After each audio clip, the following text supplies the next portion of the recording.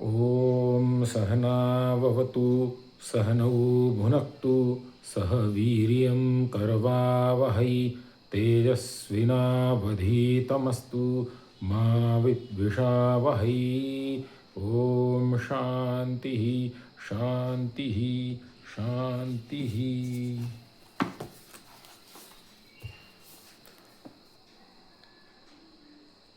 19वें श्लोक तक हम देख रहे थे कि भगवान श्री कृष्ण अर्जुन को कहते हैं कि तू आत्मरत अर्थात आत्मतृप्त आत्मतुष्ट संतुष्ट नहीं है, क्योंकि तू कृत अकृत को अपने स्वभाव के कारण नहीं छोड़ सकता। इसीलिए तेरे सामने तो केवल एक ही रास्ता रह जाता है, तू अनासक्त होकर विरक्त होकर कर्मों को करता रहे। आगे भगवान श्री कृष्ण कहते हैं कर्मणैव हि संसिद्धा मास्थिता जनकादयः लोकसंग्रहम् एवापि संपश्यन तुर्मर्हसि। अर्थात कर्मणा एव कर्म से ही निश्चय से संसिद्धम सिद्धि को आस्थिता प्राप्त हुए जनकादाय लोक संग्रहम जनक आदि जन साधारण को संगठित रखने के लिए एव अपि ही भी संपश्यन देखता हुआ कर्तुम अर्हसि कर्म करने को योग्य है।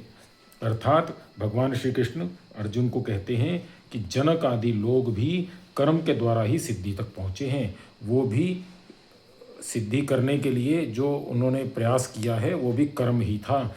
यह देखते हुए कि तू राजघराने का है, जन साधारण के सम्मुख तुझे आदर्श स्थापित करना चाहिए।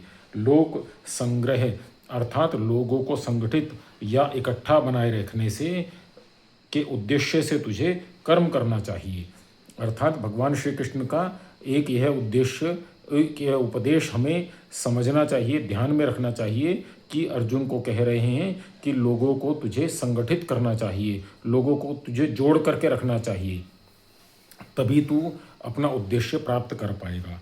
आगे कहते हैं यद्चरति श्रेष्ठस्तद्देवेत्तरो जनः स यत्प्रमाणं कुरुते लोकस्तदनुवर्तते।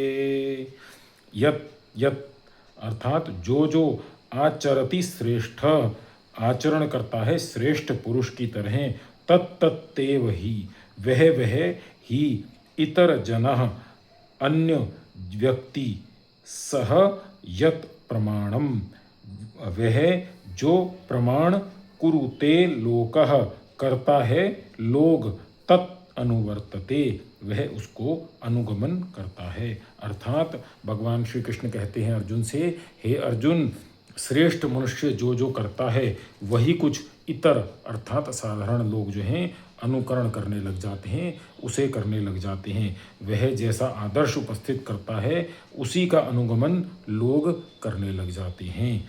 उसके पश्चात कहते हैं न मे पार्थास्तित कर्तव्यम त्रिषु लोकेषु किंचन नानवाप्तं वाप्तव्यम वर्त एव कर्मणि।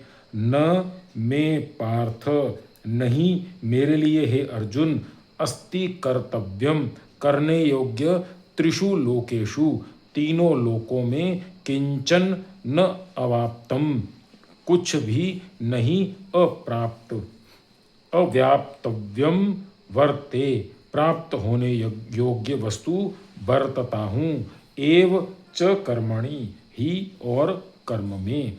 अर्थात भगवान श्री कृष्ण अर्जुन से कहते हैं कि हे पार्थ, मेरे लिए इन तीनों लोकों में से कोई भी ऐसा कर्म नहीं है जो करना आवश्यक हो, न कोई ऐसा पदार्थ है जो मुझे प्राप्त होना चाहिए और प्राप्त न हुआ हो, फिर भी मैं कर्म में लगा हुआ रहता हूँ। अर्थात मुझे तो सब कुछ प्राप्त है, फिर भी मैं कर्म में लगा रहता हूँ, कर्म करता रहता हूँ। यदि ह्यहं न भरतेय जातु कर्मण्यतीन्द्रतः मम वर्तमानुवर्तन्ते मनुष्याः पार्थ सर्वशः। यदि निश्चय से अहम न वर्तेयम, मैं नहीं बरतूं, जातु कर्मणि, कदाचित कर्म में, अतंद्रित सावधान होकर, मम वर्तम, मेरे मार्ग अनुवर्तन्ते, अनुसरण करने लगे, मनुष्याः पार्थ सर्वशः, सब लोग, हे प्रथा के पुत्र अर्जुन, सब प्रकार से। अर्थात भगवान श्री कृष्ण कहते हैं, यदि मैं सावधान होकर कर्म में न करूं तो हे पार्थ, सब लोग इस प्रकार से मेरे ही मार्ग का अनुकरण करने लगें और कर्म करना ही छोड़ दें। यदि मैं कर्म नहीं करूंगा तो लोग भी मुझे देख करके कर्म करना छोड़ देंगे। आगे कहते हैं, उस्ति देयुरिमे लोका न कुर्याम कर्म चेदहम संस्करस्य च कर्ता स्यामुपहन्या मिमाः प्रजाः उस्ति उस उत्सी देयुः, नष्ट हो जाएं इमे लोकाः, न इस लोक नहीं, कुर्याम कर्म चेत, करूं कर्म को यदि, अहम संस्करस्य, यदि मैं अव्यवस्था का, च कर्ता श्याम, और करने वाला हूँ, उपहन्याम, मारने वाला बनूं, इमा प्रजा, इन सब प्रजाओं को, इन सब लोगों को। हे अर्जुन, यदि मैं जिस प्रकार अज्ञानी लोग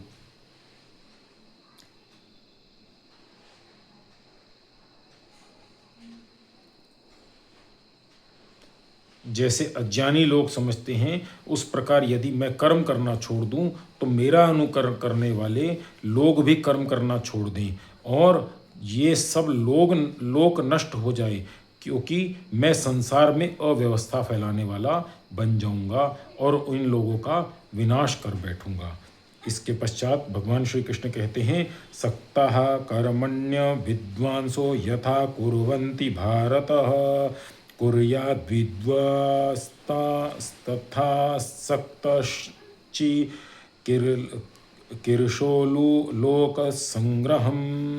अर्थात सक्त कर्माणि, असक्त कर्म में अविद्वांस अज्ञानी लोग, यथा कुर्वन्ति, जैसे करते हैं, भारत, हे अर्जुन, भरत के पुत्र, कुर्यात, विद्वान तथा असक्त, करें ज्ञानी व्यक्ति वैसे, अनासक्त होकर, चिकीर्षुः, करने की इच्छा वाला, लोक संग्रहम, लोगों को इकट्ठा बनाए रखने के लिए। भगवान श्री कृष्ण कहते हैं अर्जुन को कि हे भरतवंशी अर्जुन, जिस प्रकार अज्ञानी लोग कर्म में आसक्त हुए सब काम करते हैं, उसी प्रकार ज्ञानी व्यक्ति को भी चाहिए कि लोक संग्रह अर्थात लोगों को इकट्ठा बनाए रखने से, अर्थात संगठन की इच्छा से कर्म में अनासक्त होकर काम करे। अर्थात किसी का कोई लाभ किया, किसी को कोई परोपकार किया तो उसकी आशा रखे बिना कर्म करे कि उससे कुछ मुझे लाभ होगा, ऐसा सोचे बिना कर्म करे। आगे भगवान श्री कृष्ण कहते हैं, न बुद्धि भेदम जन्येद ज्ञानाम कर्म संगीनाम जोष्येत सर्वकर्माणि विद्वान युक्तः समाचरन्। न बुद्धि भेदम, नहीं बुद्धि में भेद, जन्येत अज्ञानाम, उत्पन्न करे अज्ञानी लोगों की, कर्म संगी नाम, कर्म में अनासक्त लोगों को, जोष्येत, प्रेम पूर्वक प्रेरणा दे, सर्व कर्माणि, सब कामों को, विद्वान ज्ञानी व्यक्ति, युक्त समाचरण, कर्म से युक्त हुआ, आचरण करता हुआ। अर्थात भगवान श्री कृष्ण कहते हैं, कर्म में अनासक्त अज्ञानी लोगों की बुद्धि में भेद और दुविधा उत्पन्न ना करे, ज्ञानी व्यक्ति स्वयं कर्म में युक्त हुआ सब कामों को स्वयं तो ठीक से करे ही, परंतु दूसरों को प्रेम पूर्वक प्रेरणा देकर उनसे भी कर्म कराए। अज्ञानी व्यक्ति के लिए यह संभव नहीं है कि वह कर्म में आसक्ति को छोड़ दे, उसकी कर्म में आसक्ति रहती ही है। वह कर्म में आसक्ति को छोड़ेगा तो कर्म को ही करना छोड़ देगा।